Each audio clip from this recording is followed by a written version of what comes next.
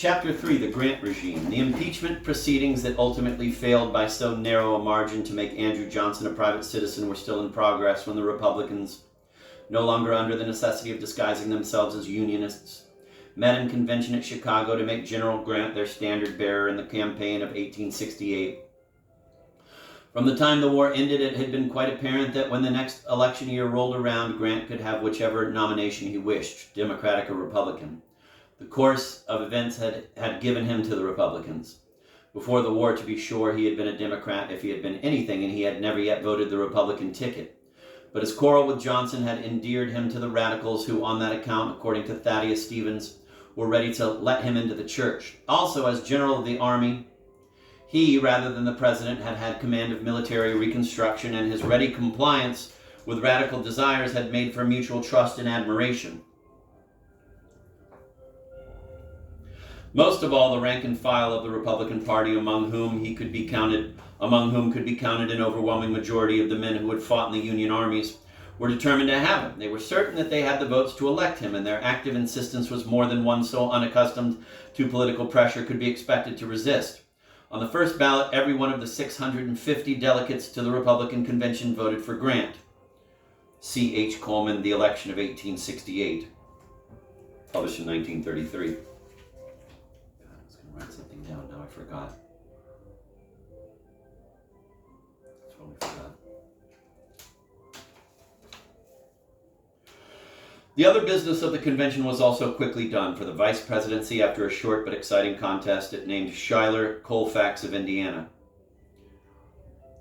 the amiable, albeit radical Speaker of the House, whom one observer had likened to a good-tempered, chirping, warbling, real canary bird. It congratulated the country on the assured success of the Reconstruction policy of Congress, defended Negro suffrage as a necessity in the South, although timidly conceding it to be a matter for each state to decide for itself in the North. The 15th Amendment was not submitted until after the election. Then, in spite of this plank in the Republican platform, the radical leaders maintained that the election of Grant amounted to a mandate to write Negro suffrage into the Constitution.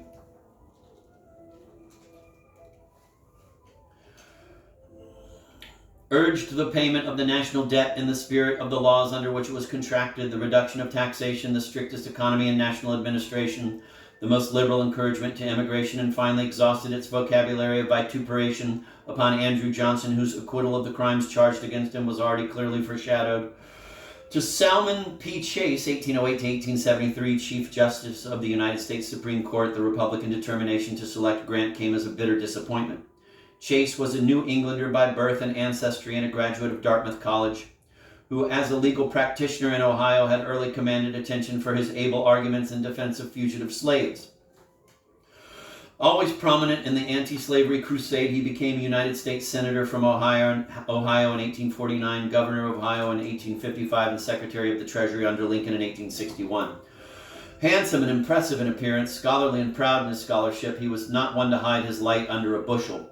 He cherished deeply the customary ambition to achieve the presidency, and while still a member of Lincoln's cabinet, did not hesitate to allow his name to be urged by Lincoln's opponents as one more fitting than the president for the Republican nomination in 1864. This lack of loyalty Lincoln overlooked with his customary magnanimity. "If he becomes president," he told his private secretary, "all right. I hope we may never have a worse man." But when shortly after Lincoln's renomination, Chase, because of a fancied slight, presented his resignation, Lincoln accepted it. Nevertheless, a few months later, on the death of Chief Justice Taney, Lincoln unhesitatingly redeemed an outstanding promise to Charles Sumner to make Chase Chief Justice.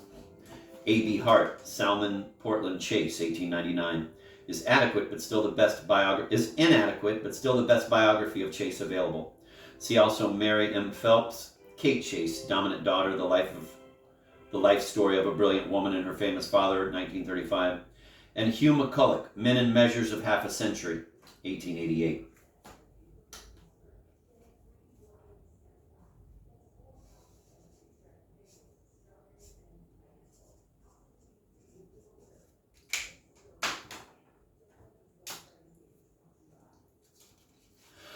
When Johnson became president, Chase, whom Lincoln had described as a little insane on the subject of the presidency, soon had eyes fixed on 1868.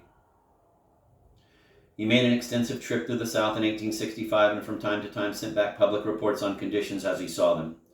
When he maintained with much argument as to the superior qualities of the freedmen that Negro suffrage was a prime necessity, he won the hearty approval of the radicals, whose candidate he hoped to be.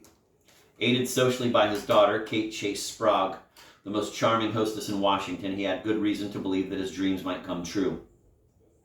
But the Johnson trial, over which he presided so impartially as to make the radicals boil with rage, was his undoing. Indeed, the wholehearted way in which his former friends deserted him for Grant commended him to the Democrats, who talked enough of naming him to arouse his hopes once more. That he earnestly desired the Democratic nomination and would have accepted it had it been tendered him, there can be no doubt. Logically, the Democrats should have nominated President Johnson, and this they seriously considered, but Johnson's record of political ineptitude, together with the fact that he had made no practical move to secure the nomination, told against him.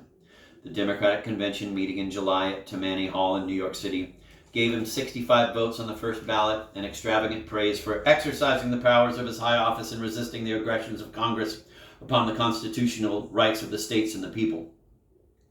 But after much fruitless balloting, it passed by both the President and the Chief Justice in order to give the nomination to Horatio Seymour, the Democratic war governor of New York, who as chairman of the convention had supposedly favored the nomination of Chase. Seymour's views on Reconstruction were moderate, but for the vice presidency, the Democrats chose Francis P. Blair, Jr. of Missouri, perhaps the most violent critic of radical Reconstruction in the party. The surface facts concerning this and subsequent presidential campaigns are set forth in Edward Stanwood, A History of the Presidency, 2 volumes, new edition 1916.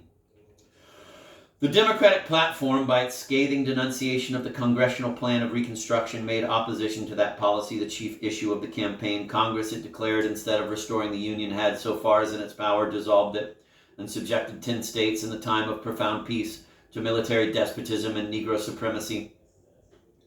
But there was a definite undercurrent of interest in the money question. So far, Republican policy had shown every disposition to befriend the holders of United States bonds and in general to protect the interest of the creditor class.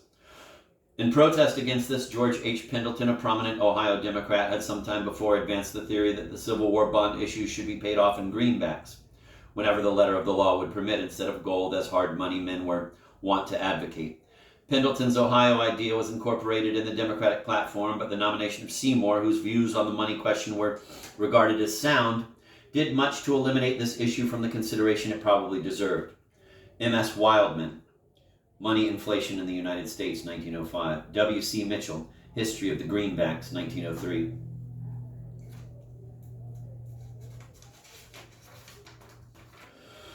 The campaign was more vigorous than the one-sided result would seem to indicate. Radical Reconstruction still excluded 3 southern states from voting and made certain that several others would vote for Grant. A generous campaign chest contributed by businessmen who were unwilling to take any chances on the Democratic soft money platform was also useful. Nor were voters allowed to forget the historic connection of the Democratic Party with the secession and Copperheadism. Nevertheless, the outrageous character of the radical usurpation of power, both in the national government and in the South, was so courageously exposed by Democratic campaigners that 8 states, including New York and New Jersey, voted for Seymour, while in most of the 26 that voted for Grant, the Democratic minorities were far too large for Republican comfort. In a total popular vote of nearly 6 million, Grant's majority was only about 300,000, and far more than that many Negroes had voted. Of the total white electorate, therefore, clearly Grant was a minority choice. The electoral returns gave Grant 214 votes to Seymour's 80. Both houses of Congress remained in the hands of the radicals, but the death of Stevens late in the summer of 1868 had deprived them of their most competent leader. Some of the very qualities that had made Grant the soldier a success made Grant the politician a sore trial to his colleagues and to his country. W.B. Heseltine, Ulysses S. Grant, politician, 1935, traces with a sure hand the progress of Grant's political career. L.A. Coolidge, Ulysses S. Grant, 1917, is also useful, but W.E. Woodward, Meet General Grant, 1928, is more interesting than important. Helen Todd, A Man Named Grant, 1940, is the newest study of Grant's career. In the Army, most of the men he liked he trusted, and because the men he felt drawn to instinctively were generally good soldiers, they rarely betrayed his trust. In politics, he met a different breed. Those he liked, he trusted, but his instincts often played him false. In the army, Grant had learned to stand loyally behind his subordinates, regardless of popular criticism. In politics, this trait sometimes made him the last to recognize that one of his appointees was a rogue. In the army, when councils were divided, he had often been compelled to think things out for himself and to follow his own course. In politics, whereas councils were usually divided, his lack of expert knowledge sometimes made his independent judgments ridiculous. Years of political experience taught him something, and he left office a better politician than when he entered it. But there may be some significance in the fact that ever since his time, the people of the United States have steadfastly refused to elevate a professional soldier to the presidency.